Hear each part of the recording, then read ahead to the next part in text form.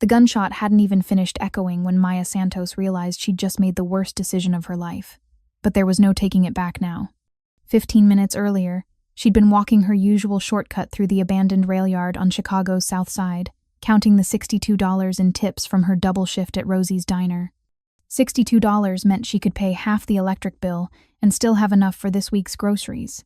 Maybe even the kind with actual protein instead of just pasta and canned vegetables. Her feet ached in the cheap sneakers she'd bought from the thrift store. Her back screamed from carrying heavy trays for 8 hours straight. And she still had 4 more hours of cleaning office buildings ahead of her before she could collapse into bed at 3 a.m. But $62 was $62. It was survival. It was one more day of keeping herself and her 11-year-old sister Lucia fed and housed in their tiny studio apartment. Then she heard it. A child's scream, sharp and terrified, cutting through the October darkness like a knife. If you're enjoying this story so far, don't forget to hit the like button and subscribe. Drop a comment telling me where in the world you're watching from. I love hearing from you. Maya's first instinct was to keep walking. In this neighborhood, you didn't investigate strange sounds. You minded your business, got home safe, and lived to see tomorrow. She'd learned that lesson the hard way when she was 16 and her mother had been killed in a robbery gone wrong. Keep your head down, stay invisible, survive. But the scream came again, younger than she'd thought, maybe 8 or 9 years old. And it wasn't just fear in that voice. It was pure terror. Maya's feet stopped moving before her brain could override them. She crept toward the sound, staying low behind the rusted train cars that lined the abandoned tracks. Her heart hammered against her ribs as she peered around the corner of a boxcar. What she saw made her blood turn to ice. A black Mercedes sat idling between 2 warehouse buildings, headlights off. 4 men in dark jackets. They surrounded a small boy with black hair and tear-streaked cheeks. He couldn't have been more than 9 years old, wearing a private school uniform complete with a navy blazer and tie. Blood trickled from his nose where someone had obviously hit him. One man gripped the boy's arm so hard the kid's face twisted in pain. Another spoke rapidly into a phone, his voice tense and urgent. "We got the Moretti kid. Boss wants confirmation before we move him to the secondary location." The boy sobbed, trying to pull away. "My father will kill you. All of you." The man yanked him forward, cutting off his words. "Your father should have stayed out of our territory. This is what happens when Dante Moretti thinks he runs this whole damn city." Maya's hands shook as she fumbled for her phone. Dead battery. Of course. She hadn't charged it since yesterday because the electric had been shut off for 3 days, until she scraped together enough to get it turned back on. She should run. Find help. Call the police from somewhere else. But in the seconds it would take her to find a phone, that Mercedes would disappear into the night with that little boy inside. And Maya had watched enough news to know what happened to kidnapped children of powerful men. The statistics flashed through her mind like a horror movie. The man started dragging the boy toward the car's open trunk. The kid fought harder, his small fists pounding uselessly against his captor's legs. "No, please, I want my dad." Maya didn't think. She just moved. She grabbed a metal pipe lying near the train tracks and hurled it at a stack of oil drums 20 feet away. The pipe crashed into the drums with a deafening clatter that echoed through the rail yard like thunder. The drums toppled, rolling and banging against each other in a cacophony of sound. "What the hell?" One of the men spun toward the noise, his hand moving to his waistband where Maya saw the outline of a gun. She didn't give them time to figure it out. She charged, from behind the boxcar, screaming at the top of her lungs. "Fire! Somebody call 911! Fire in the rail yard!" People always responded to fire faster than violence. She'd learned that in some long-ago safety training at one of her many short-lived jobs. The men froze for just a second, 1 second of pure confusion, and Maya used it. She barreled straight into the man holding the boy, slamming her shoulder into his ribs with all 115 pounds of her weight.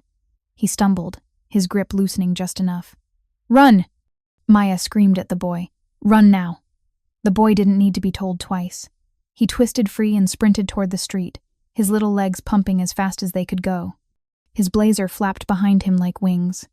Then everything went to hell. The man Maya had hit grabbed her by the hair and slammed her against the side of the Mercedes. Pain exploded across her back and shoulder blade. She tasted blood, metallic and warm, flooding her mouth from where she'd bitten her tongue. "Stupid bitch." He pulled his arm back. Maya saw the fist coming but couldn't move fast enough.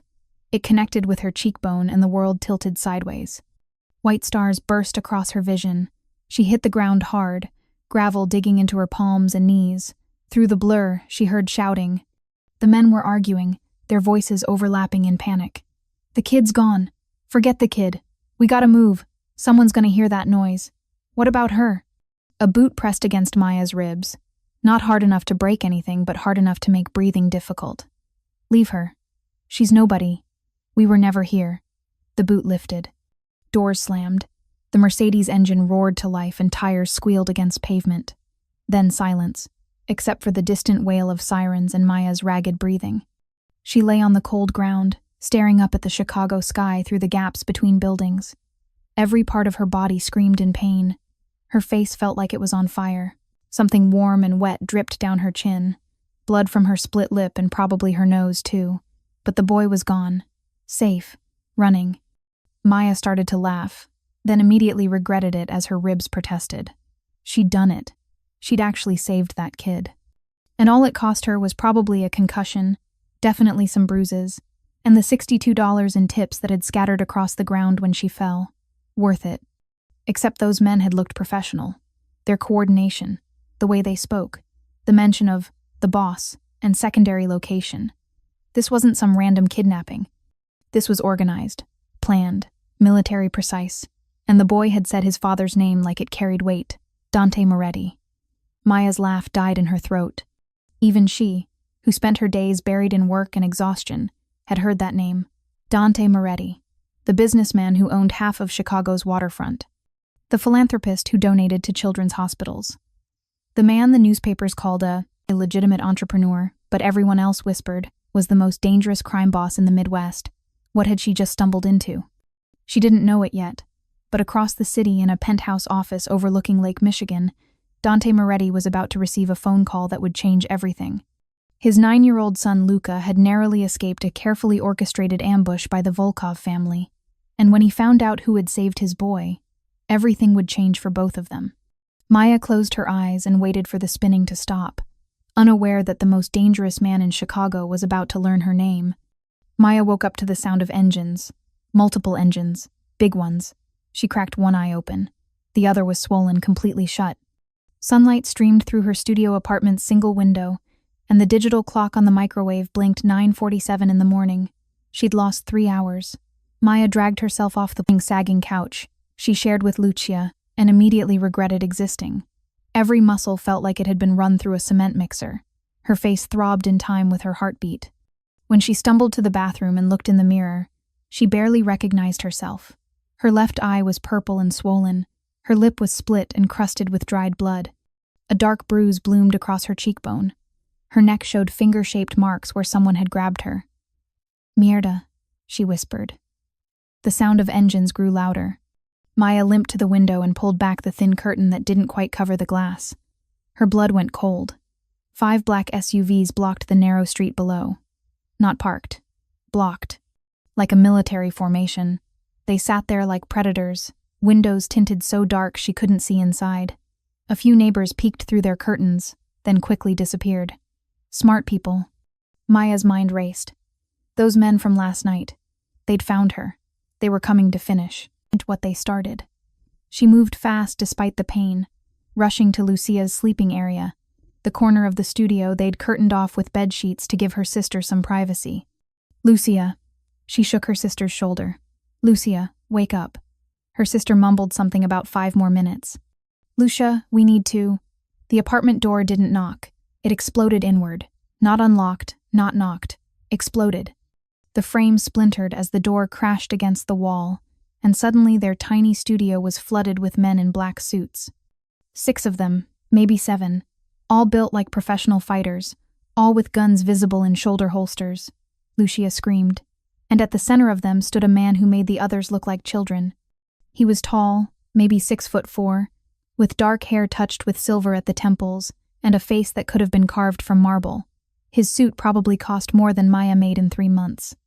His eyes were the coldest thing she'd ever seen, dark and calculating, like looking into a frozen lake. Those eyes locked onto Maya, studied her bruised face with an expression she couldn't read.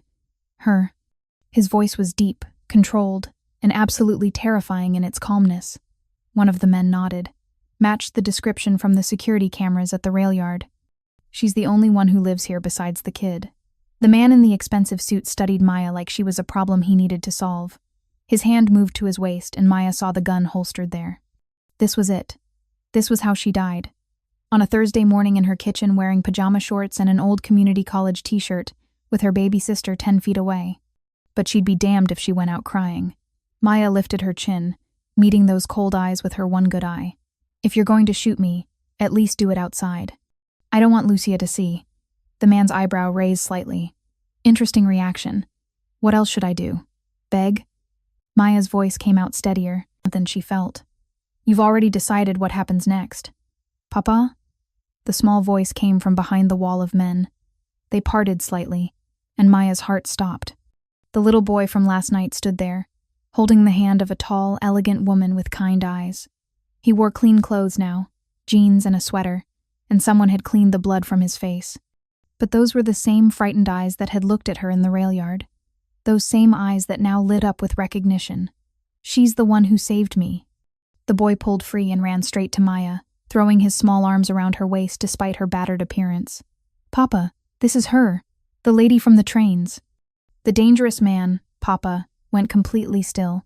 His expression shifted from cold calculation to something Maya couldn't quite read. Surprise? Relief? Something else entirely?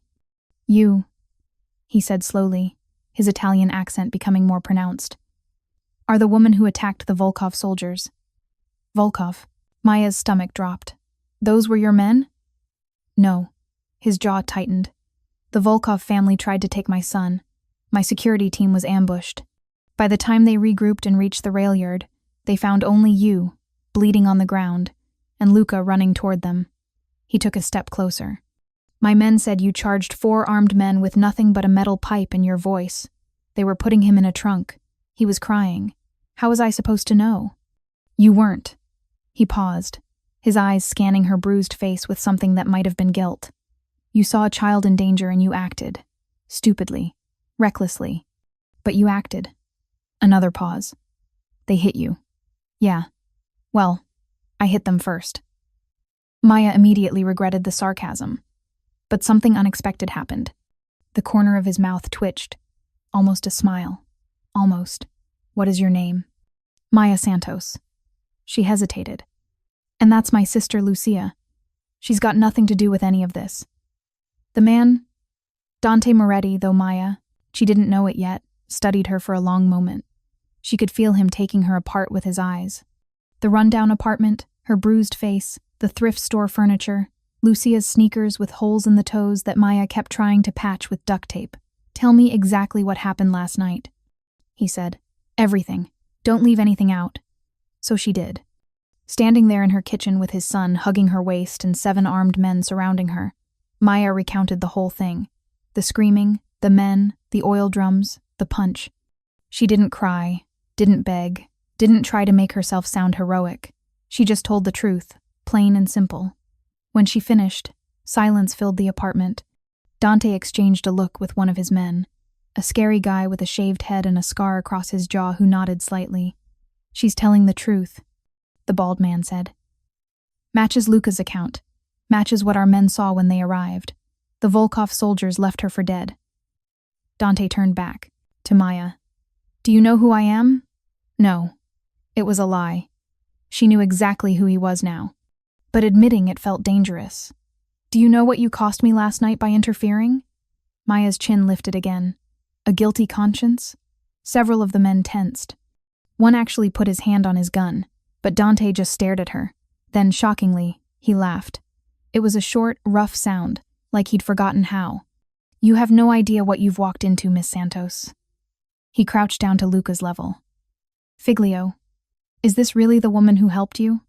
Yes, Papa. Luca nodded vigorously. She threw something to distract them and then she hit the bad man and told me to run. She got hurt because of me. Dante's expression softened when he looked at his son. Just for a moment the dangerous man disappeared and Maya saw just a father who'd almost lost his child. Then the walls came back up. He stood, straightening his suit. We need to talk. Privately. The private talk lasted exactly 5 minutes. Dante made Maya an offer. Protection for her and Lucia, a safe place to stay, money to cover expenses. In exchange, she'd forget everything she saw and never speak about it to anyone. Maya agreed immediately. She wasn't stupid. Whatever world this man lived in, she wanted no part of it. The less she knew, the better. Good. Dante nodded. My men will check on you periodically. If you're approached by anyone asking questions about last night, you call this number immediately. He handed her a card with nothing but digits on it. Then he left with his army of suits and his son, and Maya thought that would be the end of it. She was wrong. That afternoon, Dante stood in the back room of Moretti's restaurant, the legitimate Italian place he owned in River North, facing 12 of his most trusted men.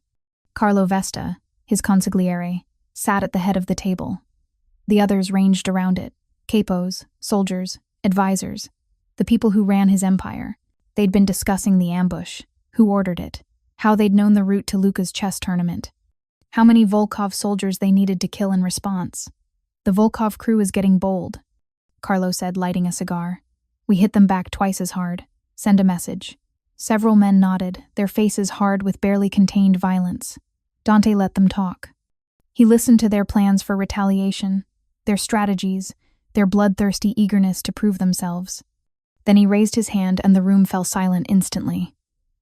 Before we proceed, he said calmly, there's another matter. Carlo frowned. What matter? The woman who interfered last night, Maya Santos, the civilian. Carlo's lip curled. What about her? We paid her off, didn't we? No. Dante's voice was quiet but carried absolute authority. We didn't pay her off. He let the words settle. Every eye in the room was on him now. From this day forward, Dante continued, Maya Santos and her sister Lucia are under my personal protection. Anyone who touches them answers to me directly. The silence that followed was deafening. Carlo's cigar stopped halfway to his mouth. Boss, with respect, what the hell are you talking about? Furthermore, Dante said, ignoring the question, Miss Santos will be moving into the guest house at the estate. She'll serve as Luca's personal guardian and tutor. Now the room exploded. You're bringing a civilian into the compound? Boss, that's insane. We don't even know her. This is a security nightmare. Enough. Dante's voice cracked like a whip. Silence again. My son is alive because this woman acted when my own security team was compromised. She took a beating to save a child she didn't know. She asked for nothing. Expected nothing. He looked around the table, meeting each man's eyes. How many of you can say the same? No one answered. She's a liability, Carlo said carefully. A civilian in our world. She'll either get killed or get us killed. That's my decision to make. And if she talks, if she goes to the police, Dante's smile was cold. Then I'll handle it. But I don't think she will. Carlo stubbed out his cigar with more force than necessary. You're making a mistake. Then it's my mistake to make. Dante straightened his cuffs. Spread the word. The Santos family is untouchable. Clear? A chorus of reluctant, yes, boss, followed. But Dante saw the looks they exchanged. The doubt, the fear that he was going soft. That grief over his late wife was clouding his judgment. Let them think what they wanted. Luca was safe. That was all that mattered. That evening, Maya was heating up ramen for dinner when someone knocked on her door. Not pounded, not broke it down. Just knocked. She opened it to find a young guy in a suit, maybe 26, with nervous eyes. Miss Santos, mister. Moretti sent me to inform you that arrangements have been made for you and your sister to relocate to his estate. We'll move you tomorrow. Morning. Maya blinked. Excuse me? For your protection. He's assigned you as his son's guardian and tutor. I never agreed to that. The young guy shifted uncomfortably. Mr. Moretti doesn't really ask, ma'am. He decides. Well, he can undecide. Maya crossed her arms. I appreciate the protection offer, but we're fine here. Tell him thanks, but no thanks. The guy looked like she'd asked him to jump off a bridge. Ma'am, I really don't think... I said no. She closed the door on his stunned face. Lucia looked up from her homework. Was that about last night? Yeah. Some rich guy thinks he can just move us into his house because I helped his kid. Maya dumped noodles into boiling water. Like we're pets he can adopt. Is he dangerous? Maya thought about those cold eyes. The guns. The way grown men went silent when he spoke. Yeah, she admitted. But we're not his problem. We stay out of it. We'll be fine. 4 hours later, at 1 in the morning, Maya learned exactly how wrong she was. The crash woke her, glass shattering, followed by shouting. She grabbed the kitchen knife from beside her bed and ran to the living room. The window was broken. A brick lay on the floor, paper wrapped around it with rubber bands. Lucia stood in her sleeping area's doorway, eyes wide with terror. Maya, stay there. Maya grabbed the brick with shaking hands and unwrapped the paper. The message was written in red marker, the letters crude and violent. Moretti's whore dies next. Her blood turned to ice, more shouting outside. Car engines. She ran to the window and saw 3 men spray painting their building. The words were huge, impossible to miss. Moretti's bitch lives here. Maya grabbed her phone and dialed the number from the card. Dante answered on the first ring. Miss Santos. They're here. Her voice shook. They broke my window. Left a message. I don't know what to do. Lock your door. Don't open it for anyone but my men. They'll be there in 3. How did they find me? Because I made you visible by declaring my protection. His voice was calm but edged with anger. Not at her. At himself. This is my fault, but I'll fix it. I can't stay here. No, you can't. A pause. The offer still stands. My estate. Full protection for you and Lucia. Maya looked at her sister, trembling in the doorway, at the brick on her floor, at the hate-filled message. She thought she could stay out of Dante's world. But the moment she'd saved Luca, she'd already entered it, and now the world was coming for them whether she liked it or not. Okay, she whispered. Okay, we'll come. Good. Pack what you need. My men arrive in 2 minutes. He hung up. Maya stared at the broken window and realized her old life had just ended. Her new one, in a world she didn't understand, under the protection of a man she barely knew, was about to begin. And somewhere across the city, in a warehouse that smelled of blood and diesel, Alexei Volkov smiled. As he watched footage of Maya's apartment on his phone, the girl had made herself a target, and he was going to use her to destroy Dante Moretti once and for all. The Moretti estate looked like something out of a movie. Maya pressed her face against the SUV window as they drove through iron gates that probably cost more than her entire apartment building. The driveway curved through manicured gardens with fountains and actual marble statues. The main house rose 3 stories high with stone columns and endless windows that gleamed in the morning sun. Holy crap, Lucia whispered beside her, eyes wide. Language, Maya said automatically, but she was thinking the same thing. The SUV stopped at the front entrance where a woman in a crisp black suit waited. She was maybe 55, with steel gray hair pulled back in a tight bun and an expression that could freeze water. Miss Santos. The woman's voice was polite but cold as winter. I'm Mrs. Chen, head of household staff. I'll show you to your quarters. Quarters, not room. Quarters. Inside, the mansion was even more intimidating.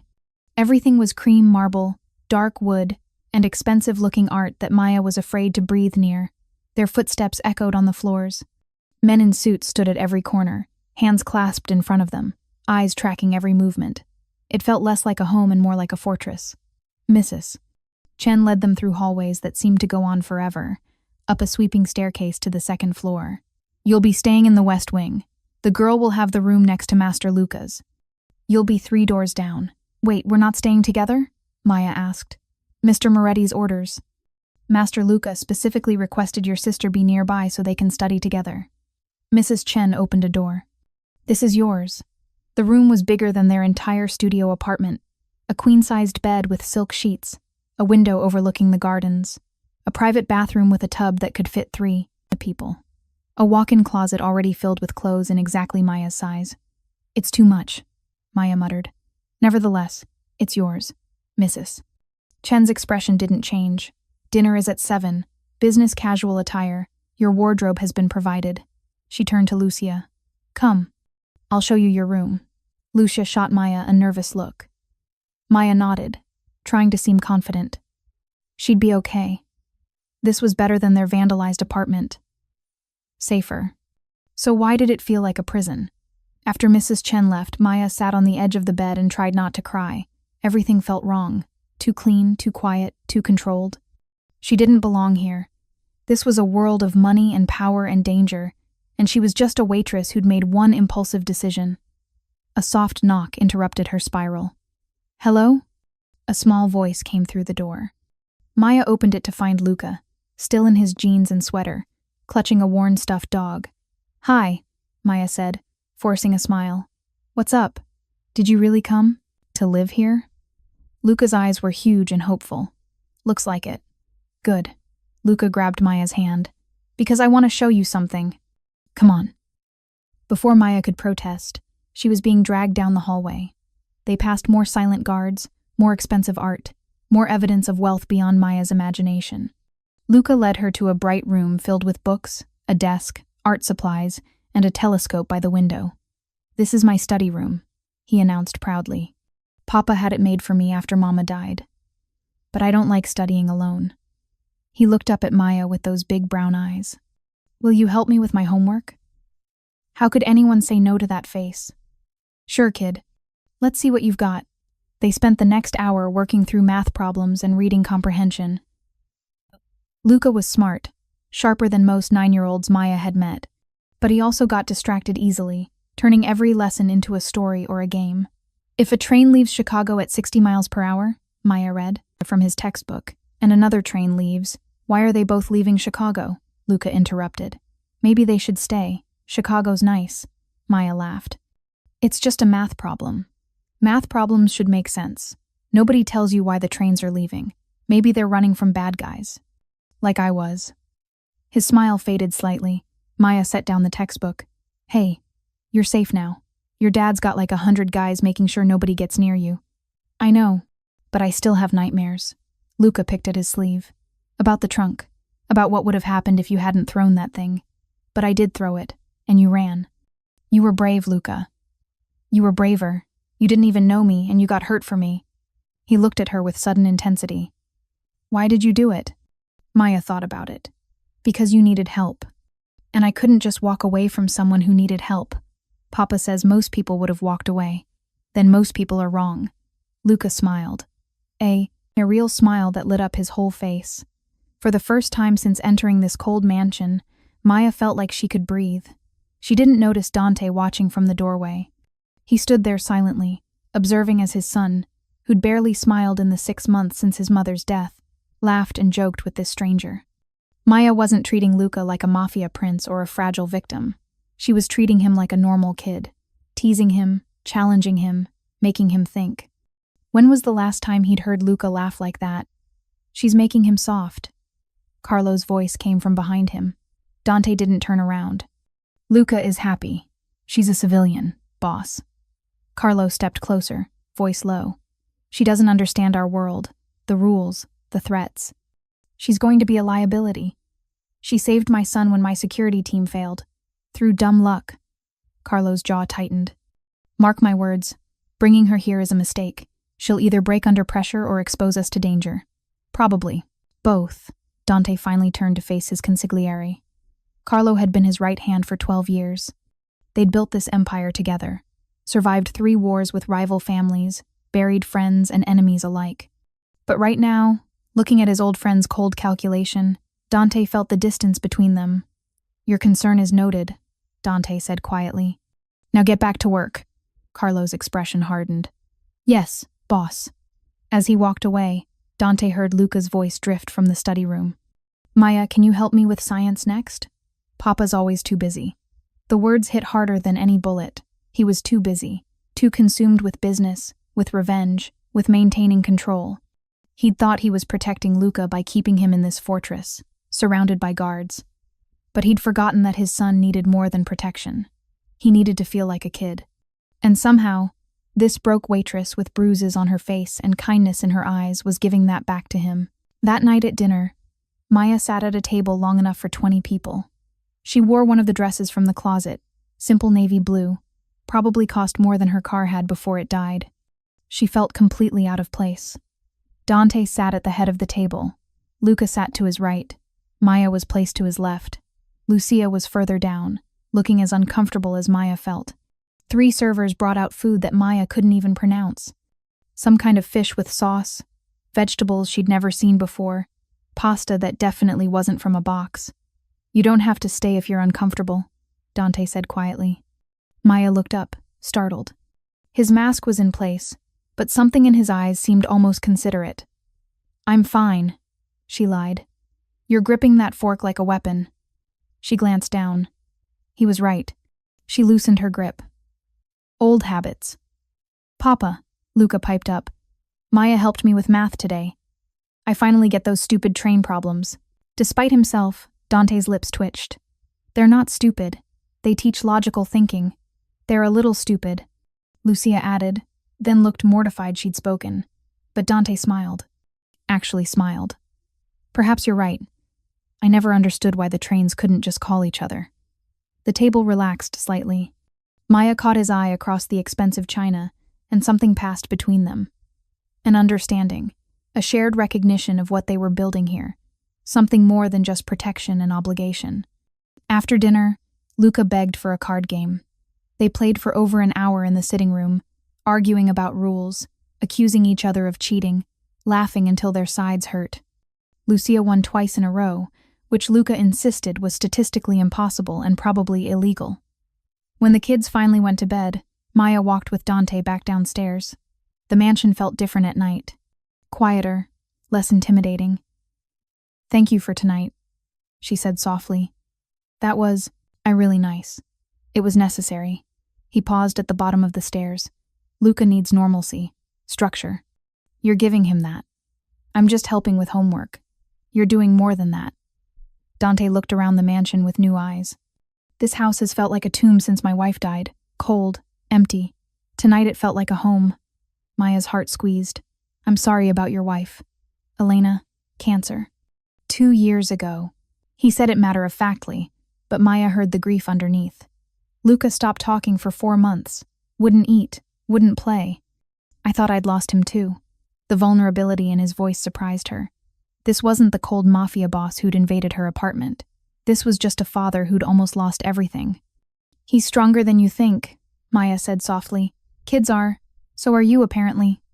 Dante's gaze sharpened. "Mrs. Chen tells me you turned down the clothing budget I allocated. Said you don't need charity. I don't. It's not charity. You work for me now. Consider it a uniform." "A $2,000 dress is not a uniform." Dante's eyebrow raised. "You looked at the price tags?" "Of course I looked. I'm not wearing something that costs more than 3 months' rent without knowing what it costs." Something flickered in his expression. "Amusement? Respect? Most people in your position would take what they could get." "I'm not most people." "No," he said quietly. "You're not." The air between them felt charged somehow. Maya became suddenly aware of how close they were standing, how the hallway lights cast shadows across his face, making him look less dangerous and more human. "I should go," she said quickly. "Early morning tomorrow." "Maya." She turned back.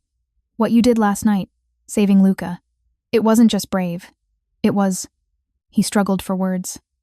"It reminded me that there are still people in this world who act without calculation, without agenda. Thank you."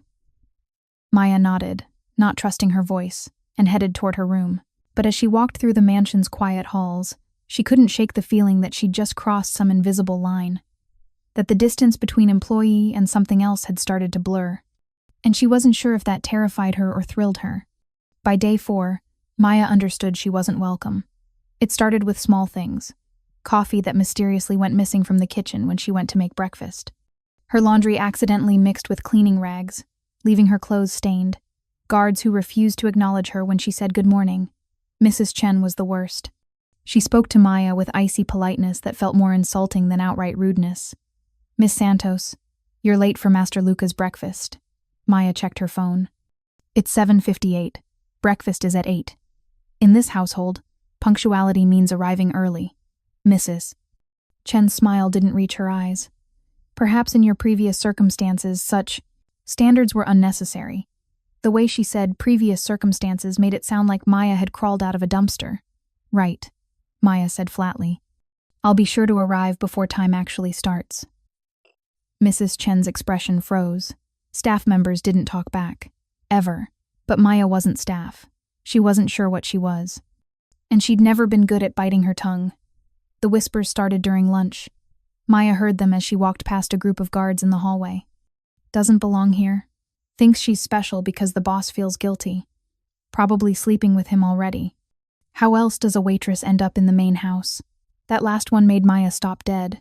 She turned around. You want to say that louder? The guards looked at each other. One of them, a thick-necked guy named Marcus, smirked. Just stating facts, sweetheart. Facts? I've been here 3 days. Long enough. Marcus crossed his arms. We all know how this works. Pretty girl shows up. Boss gives her. Special treatment. Tale as old as time. Maya's hands clenched into fists. I'm here because I saved his son. That's it. Sure you are. Marcus's smirk widened. Keep telling yourself that. She wanted to punch him. God, she wanted to punch him so badly. But she was already on thin ice here, so instead, she walked away, her face burning with humiliation and rage. What she didn't know was that Carlo had started the rumor himself, dropping careful hints to his most loyal men. A word here, a suggestion there, nothing he could be blamed for directly, but enough to poison the well. By dinner, the entire household was talking about it. That evening, Maya sat in Luca's room reading him a bedtime story. If you're hooked on this story, make sure to subscribe and turn on notifications so you never miss an upload. Your support means everything and helps me bring you more emotional stories like this one. The little boy had finally fallen asleep halfway through, clutching his stuffed dog. Maya carefully marked the page and stood to leave. Dante was standing in the doorway. She nearly jumped out of her skin. Jesus, how long have you been there? A few minutes. He stepped inside, moving quietly to Luca's bedside. He brushed a curl from his son's forehead with surprising gentleness. He seems happy. He's a good kid. He likes you. Dante looked at Maya, those dark eyes studying her face. That's rare. He hasn't warmed to anyone since his mother died. Maya shifted uncomfortably. I'm sorry about your wife. Elena died 2 years ago. But the grief. He trailed off. Luca stopped talking for months. Wouldn't eat. Wouldn't play. I thought I'd lost him too. The vulnerability in his voice surprised her. This wasn't the cold Mafia boss. This was just a father who'd almost lost everything. She's stronger than you think, Maya said softly, then caught herself. He's stronger. So are you, apparently. Dante's gaze sharpened. I heard about the incident with Marcus today. Of course he had. He probably knew everything that happened in this house. It's fine. I handled it. By walking away. Dante studied her. What did you want to do? Fight him, obviously. Maya crossed her arms. I'm trying to fit in here, but your people have already decided I don't belong. Half of them think I'm sleeping with you. She regretted the words the moment they left her mouth. Too honest, too blunt. But Dante didn't look angry. He looked thoughtful. That doesn't bother you? He asked. Of course it bothers me. But what can I do about it? If I defend myself, I look guilty. If I ignore it, it spreads. Maya shook her head. I'm damned either way. Dante was quiet for a long moment. In my world, everyone wants something. Power, money, protection. They lie, manipulate, pretend. He met her eyes. You don't do any of that. Because I'm not trying to get anything from you. I'm just trying to keep my sister safe and take care of your son. I know. Something in his expression shifted. That's what makes you dangerous. Dangerous? How? Because you're honest. And honesty is a weapon I'm not used to defending against. Maya didn't know what to say to that. The air between them felt charged somehow, like standing too close to a storm. Dante cleared his throat and stepped back. I'll speak to Marcus and Mrs. Chen. They'll show you respect. You can't force people to respect me. No, but I can make them fear the consequences of disrespecting you. His voice went cold again, the vulnerable father disappearing behind the boss. Which is almost as good. He left without another word, leaving Maya alone with her thoughts and a sleeping child. The next morning, Marcus approached her in the hallway. His voice was stiff, formal. Miss Santos, I apologize for my comments yesterday. They were inappropriate. Maya stared at him. His jaw was clenched so tight she could see the muscle twitching. He clearly hated every word, but fear was written all over his face. What had Dante said to him? Apology accepted, Maya said carefully. Marcus nodded once and walked away quickly, like he couldn't escape fast enough. Mrs. Chen was waiting in the kitchen with fresh coffee and warm pastries. "Your breakfast, Miss Santos. I hope it's to your liking." The smile was still cold, but the edge was gone, replaced by something worse. Wariness. They weren't respecting her. They were afraid of crossing Dante, which meant they'd resent her even more now. Maya took the coffee and wondered how long she could survive in a house full of people who hated her, protected only by the interest of a dangerous man she barely understood. And in his office, Carlo watched through security cameras and smiled. Perfect. The rumors were working. Dante was showing favoritism. The men were noticing.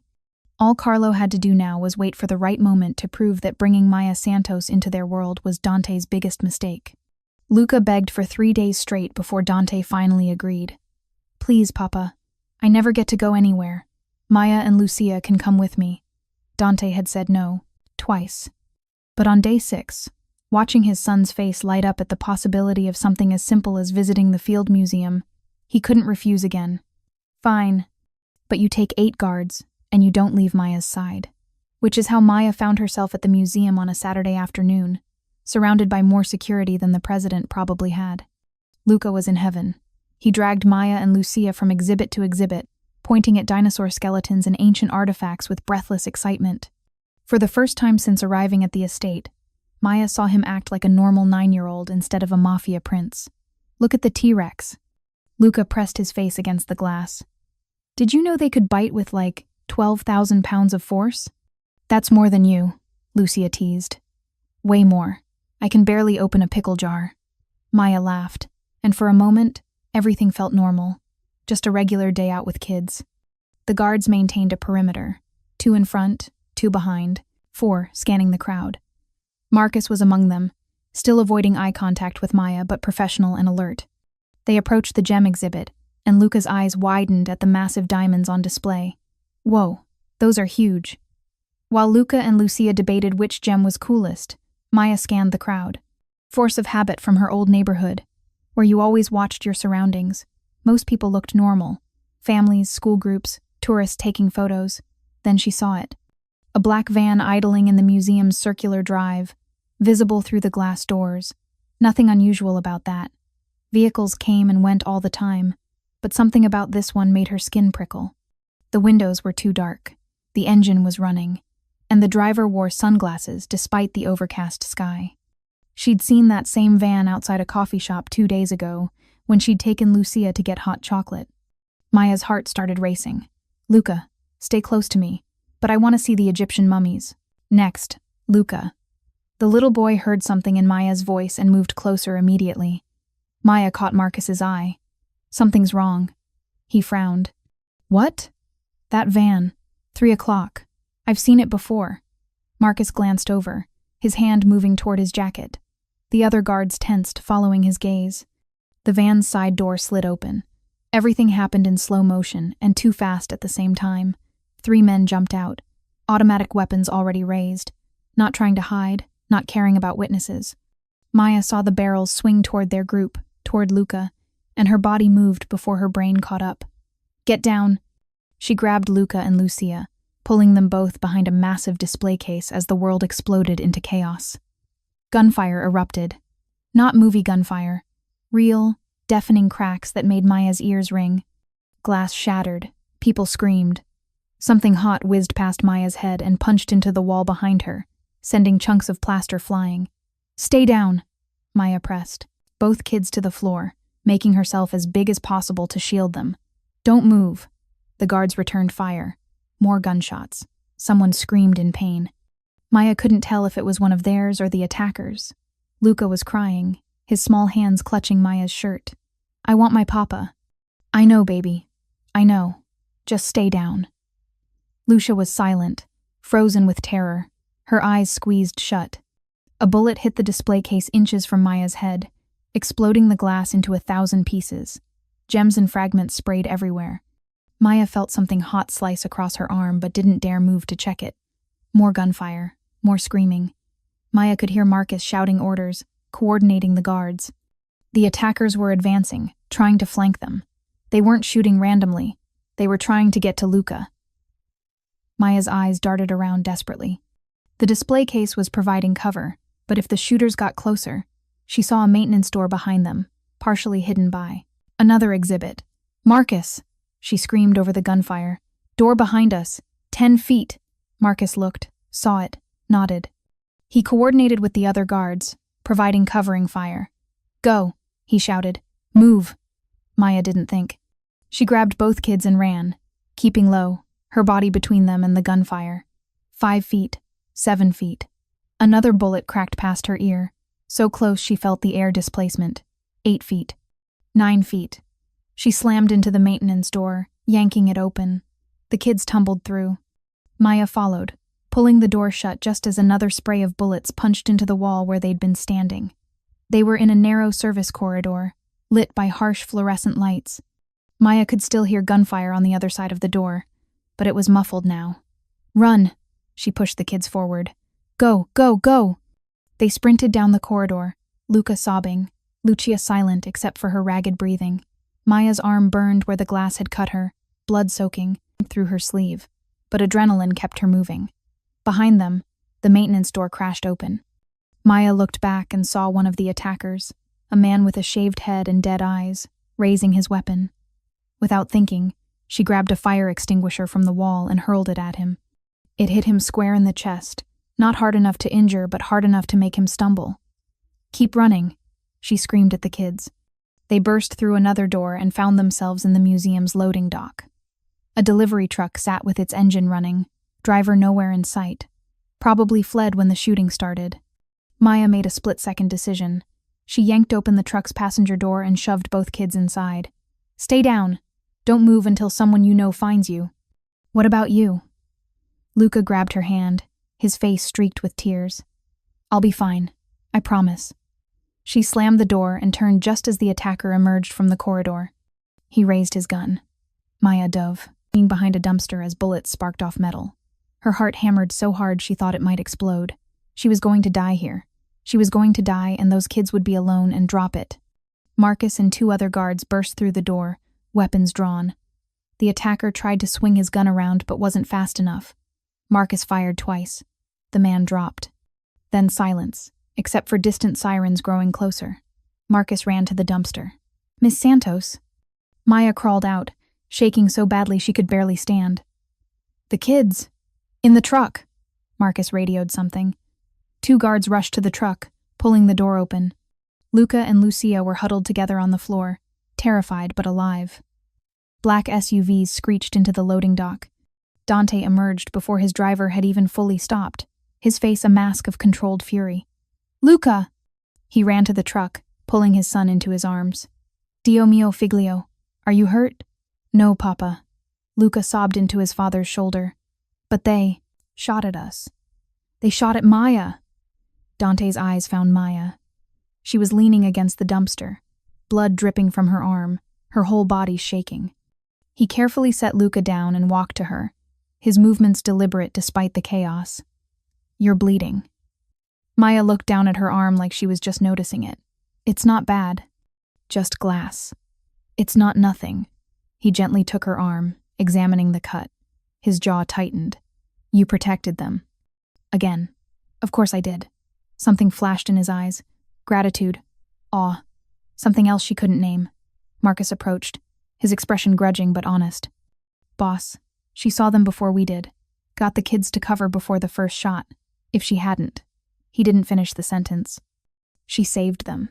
Dante's hand was still on Maya's arm, warm despite the cold October air. Get them home. All of them. Now, as they moved toward the SUVs, Lucia grabbed Maya's hand. Her sister hadn't said a word since the shooting started, but now her voice came out small and scared. I thought we were going to die, but we didn't. Maya pulled her close. We're okay. We're all okay. In the SUV, Luca refused to let go of Maya. He sat between her and Dante, holding both their hands, still crying softly. And for the first time since this nightmare began, Maya saw Dante's mask completely crack. A single tear rolled down his cheek as he squeezed his son's hand. Thank you, he whispered to Maya. Thank you for keeping him safe. Maya just nodded, too exhausted and shaken to speak, but she knew something had changed. The whispers would stop now. The doubt would end. She'd proven twice that she'd put Luca's life above her own. Even Carlo couldn't argue with that. Later that night, after Luca had finally cried himself to sleep, and Lucia had been checked by a doctor, Maya sat alone in the garden. Her arm was bandaged. The doctor Dante had insisted on calling had given her painkillers, but she hadn't taken them. She needed to feel everything, right now, needed to process what had happened. She'd almost died today. Luca and Lucia had almost died. All because Maya had thrown a pipe at some oil drums 6 days ago. "You should be resting." Dante's voice came from behind her. She didn't turn around, just listened to his footsteps on the stone path as he approached. He sat beside her on the bench, not too close but close enough that she could smell his cologne. Expensive, subtle. "How's Luca?" Maya asked. "Finally asleep. He wouldn't let me leave until I promised you'd still be here in the morning." He paused. "Will you be? Where else would I go?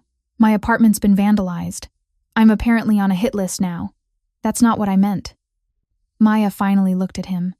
In the moonlight, he looked different, tired, older. The mask he always wore had slipped, revealing someone who carried too much weight on his shoulders. "Why are you really here?" she asked. "To thank you. Again." He turned to face her fully. "Twice now you've saved my son's life. There's no way I can ever repay that. I don't want repayment. I know." He leaned forward, elbows on his knees. "That's what makes you remarkable. Everyone in my world wants something, but you just act. Without calculation, without agenda. Maybe I'm just stupid. No. You're honest." He met her eyes. "And that honesty is more valuable than any weapon in my arsenal." The air between them felt heavy, charged with something Maya couldn't name. "I want to offer you something," Dante said. "A formal position. Luca's personal guardian and tutor. Full salary, benefits, education funding for Lucia. Legal protection. Everything you need." Maya's chest tightened. "I'm not one of your employees." "I know. That's why I'm asking. Not ordering." He straightened. "You've proven your loyalty, your capability. My men respect you now. Even Carlo can't deny what you did today. This would make your position official. Give you security. And what would it cost me? What do you mean?" Maya stood, pacing a few steps away. "I've been here 6 days and I barely recognize myself. I don't talk back anymore because I'm afraid of consequences. I watch what I say, how I dress, how I act.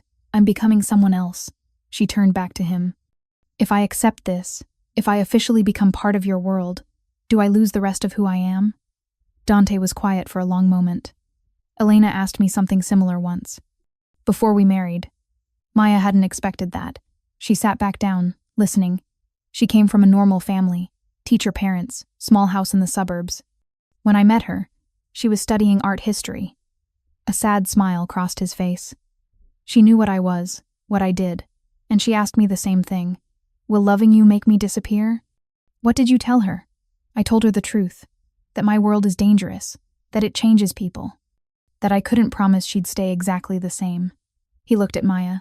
But I also promised I'd never ask her to become someone she wasn't. She could paint, teach, argue with me when I was wrong. She was Elena first, my wife second. Did she regret it? No. She died too young, but she died as herself, and that mattered to her.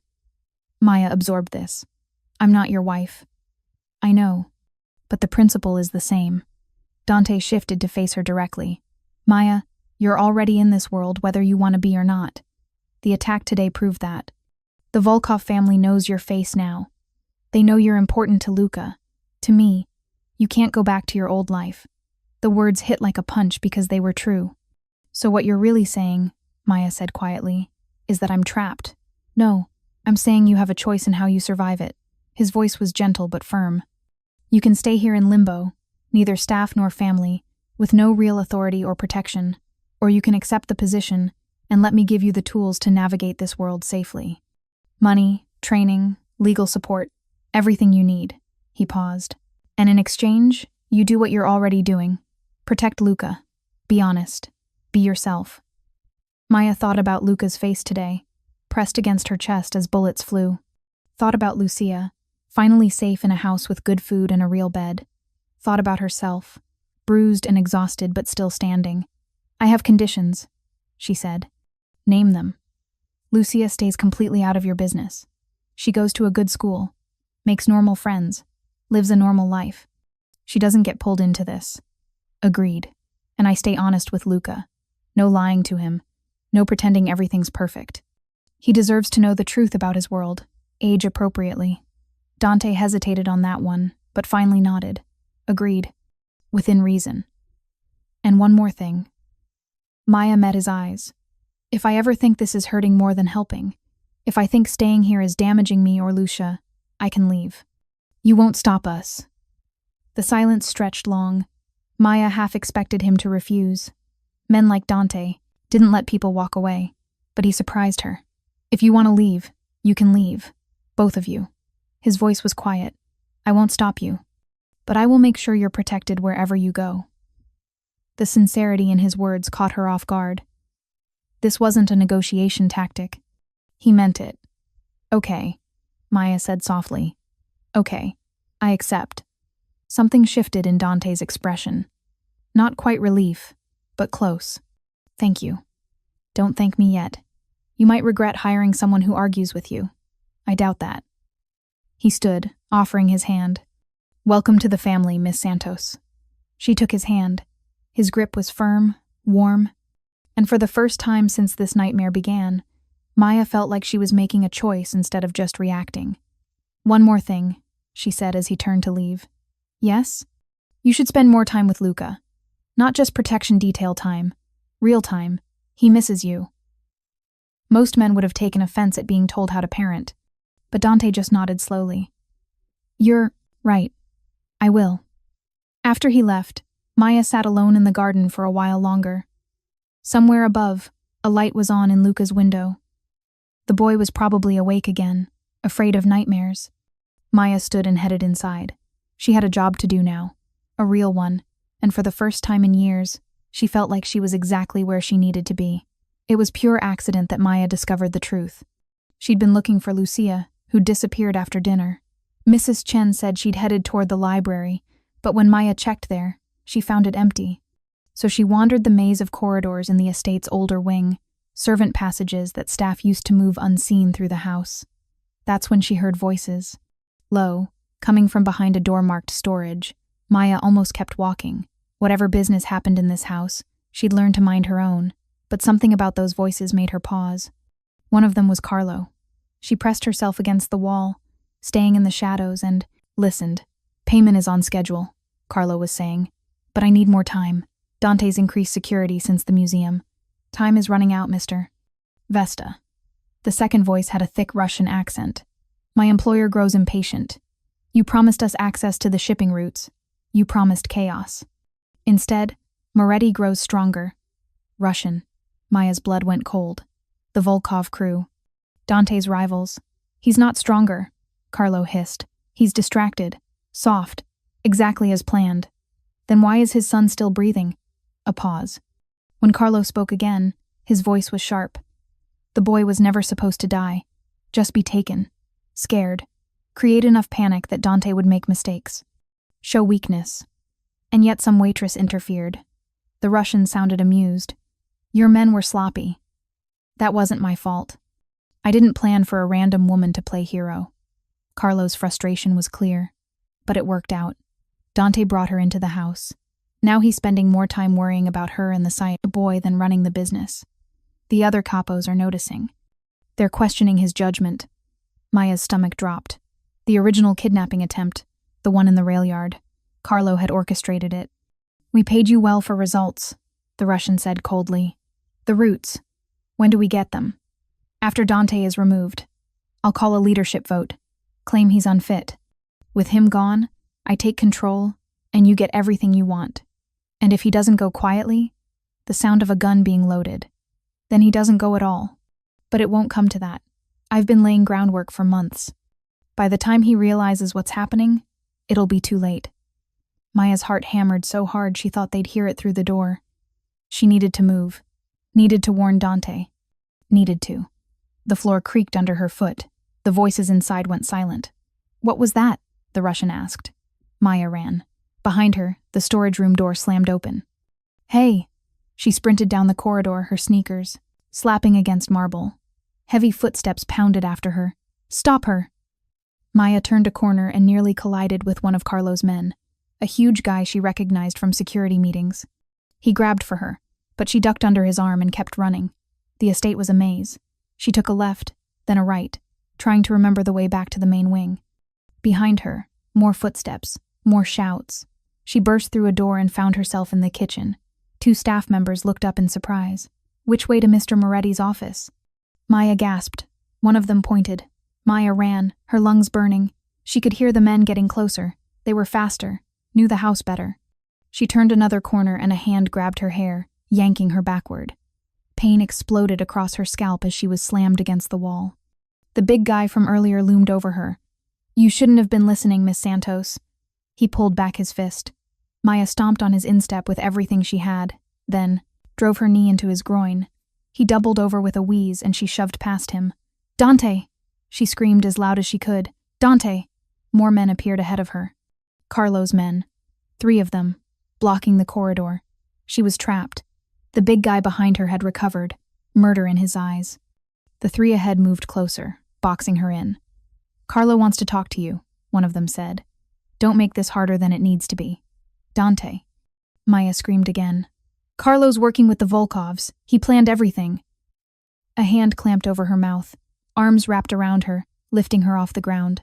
She kicked and fought, but there were too many of them. Then a gunshot cracked through the air. Everyone froze. Dante stood at the end of the corridor, gun raised, flanked by Marcus and 6 other guards. His face was absolutely terrifying, cold fury carved in stone. "Let her go."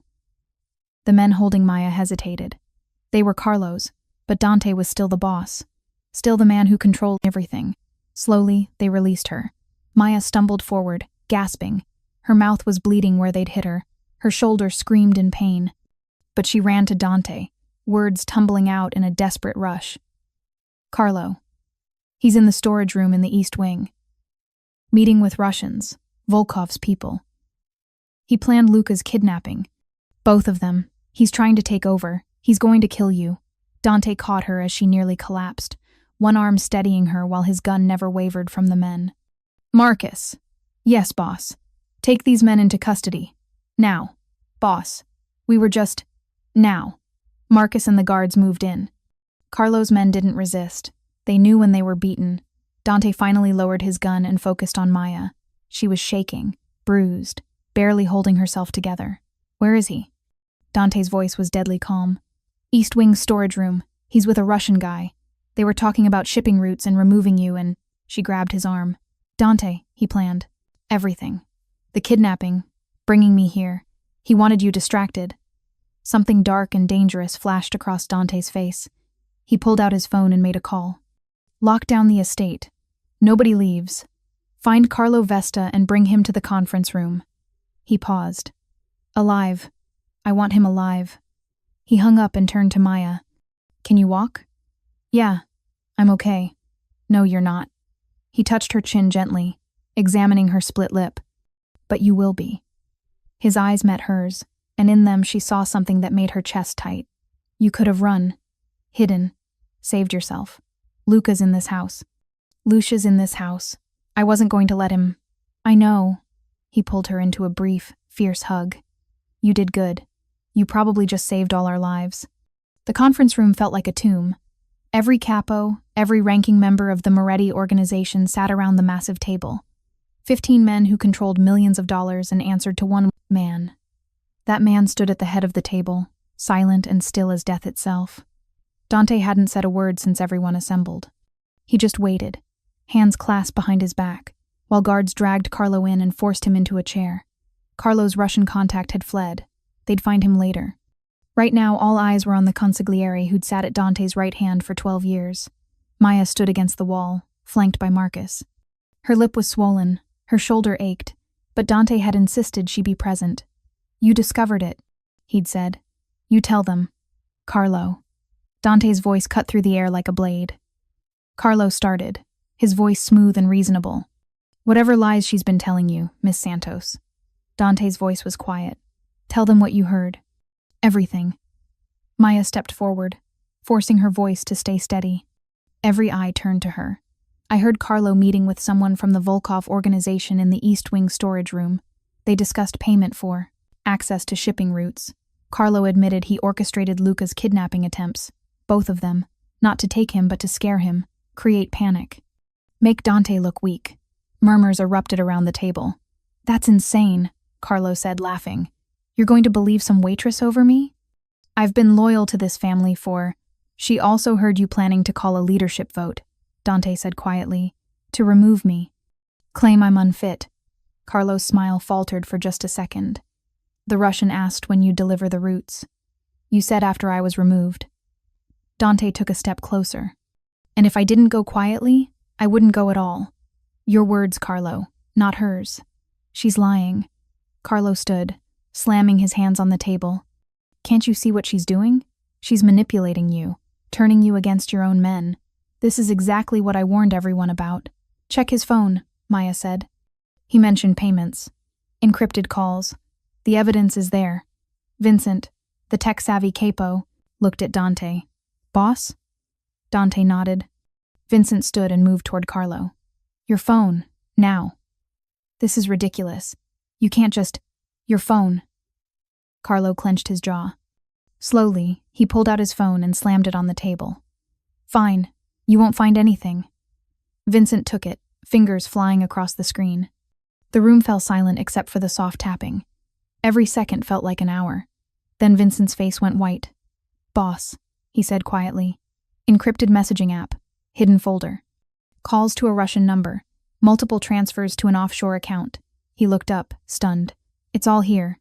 The room exploded. You betrayed us. How long has this been going on? You put the boss's son in danger. Enough. Dante's voice cut through the chaos like a gunshot.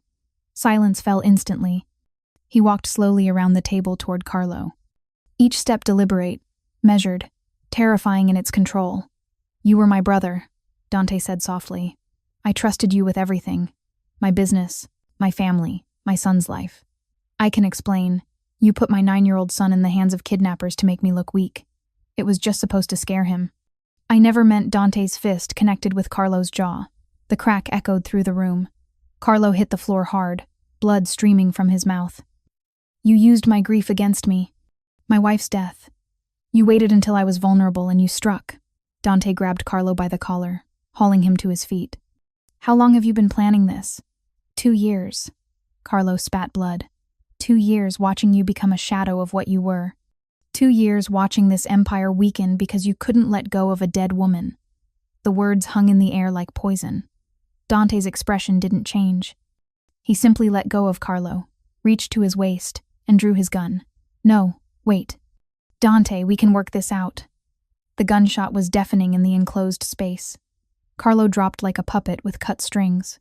Blood pooled beneath him, spreading across the expensive marble floor. His eyes stared at nothing. No one moved. No one breathed. Dante holstered his gun and turned to face his men. His face was spattered with blood, but his voice was perfectly calm. Let this be clear. Betrayal ends one way. Always. He looked around the table. Carlo thought I was weak because I chose to protect my family. Because I brought a civilian into our world. Because I listened to someone who had no agenda except saving my son's life. He gestured to Maya, who stood frozen against the wall. She did what none of you had the courage to do. She protected what matters. His eyes swept the room. She saw danger and acted. Twice she saved Luca. Tonight she risked her life to warn me of a threat that lived in my own house. A threat that none of you, my most trusted men, detected. The capos looked at each other, shame written on their faces. From this moment forward, Miss Santos's word carries weight in this organization. You will respect her. You will listen to her. You will protect her, as you would protect me. He paused.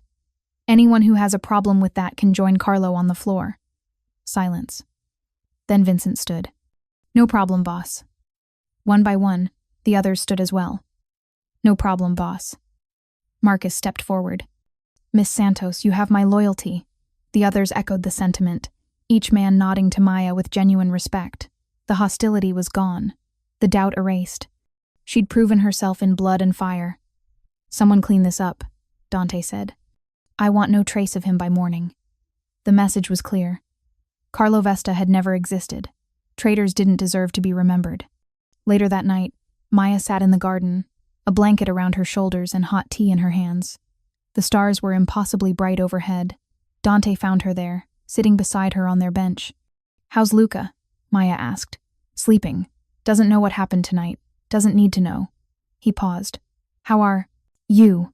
I just watched a man die." "I know. I'm sorry you had to see that." "I'm not."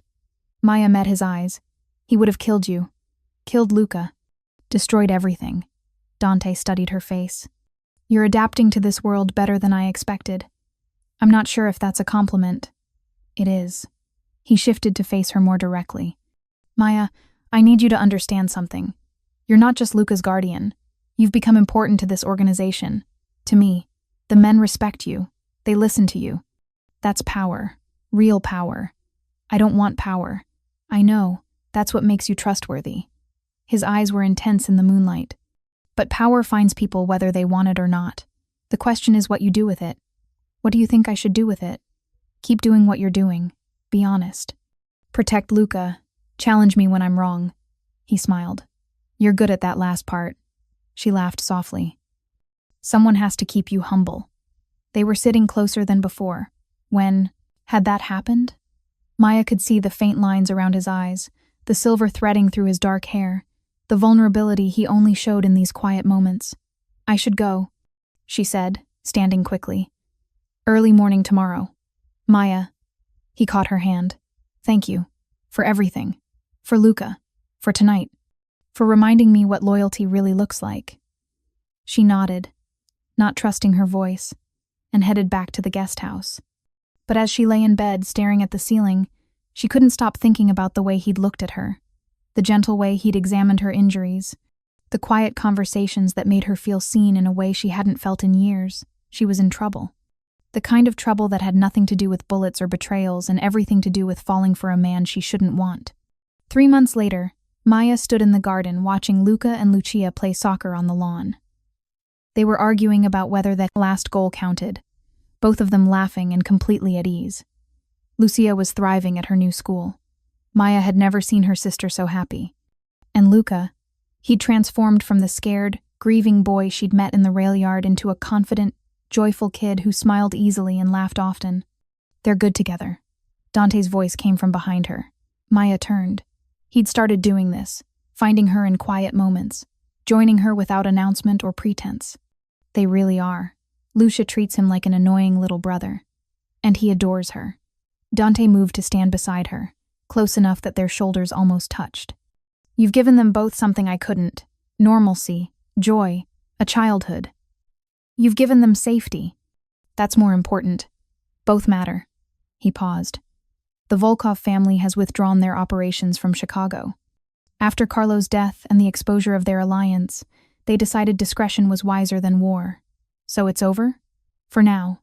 In this world, peace is always temporary. But for now, yes, it's over." They watched the kids in comfortable silence. Maya had learned that these moments, standing together without words, were when Dante was most himself. No masks, no walls, just a man who'd learned to let someone in. "I've been thinking," Dante said slowly, "about what you said. About spending more time with Luca. Real time. Yeah? Would you join us for dinner tonight? Just the 4 of us. No business, no guards. Just family." "Family." The word settled in Maya's chest, warm and solid. "I'd like that." "Good." He smiled. A real smile that reached his eyes. "Because Luca's been asking if we could watch that movie you mentioned." "Something about dinosaurs?" Maya laughed. "Jurassic Park. And yes, absolutely." As they walked back toward the house together, Maya realized something. 3 months ago, she'd been a struggling waitress, with no hope and no future. She'd stopped at a railyard because a child was screaming, and that single choice had changed everything. She had a home now, a family, a purpose, and maybe, just maybe, something more with the dangerous, complicated, unexpectedly gentle man walking beside her. The future was uncertain. This world was dangerous, but for the first time in years, Maya wasn't afraid. She was exactly where she belonged. Thank you so much for watching until the end. If you loved this story, check out the other videos on your screen now. I think you'll really enjoy them. And don't forget to subscribe if you haven't already. See you in the next story.